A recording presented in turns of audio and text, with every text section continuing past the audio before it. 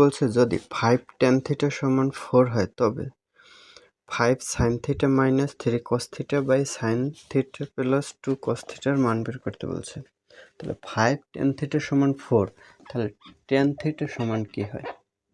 tan theta সমান 4 এর নিচে যায় 5, বাম পাশ থেকে 5 ডান পাশে গেলে ভাগাকারে হয়। তাহলে এই পেলাম tan থিটা। এখন tan থিটা লম্ব বাই ভূমি, তাহলে 4 হলো লম্ব, 5 হলো ভূমি।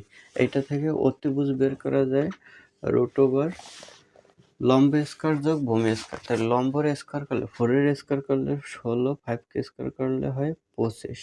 তাহলে 16 আর 25 হয় 41। তাহলে অতিভুজ পেলাম 41। তাহলে বের করতে বলছে 5 sin theta minus 3 cos theta by sin theta plus 2 cos theta.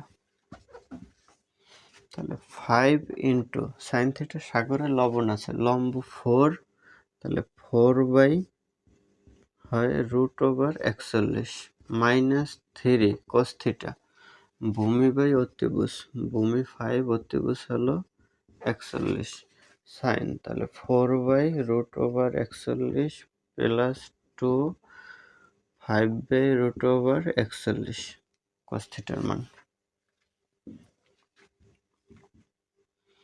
তাহলে কি হয়? উপরে হয় 4 পাশে 20 বাই রুট ওভার 41 মাইনাস 3 পাশে 15 বাই রুট ওভার 41, আর নিচে হয় 4 বাই রুট ওভার 41 প্লাস 5 দুগুণে 10 বাই রুট ওভার 41।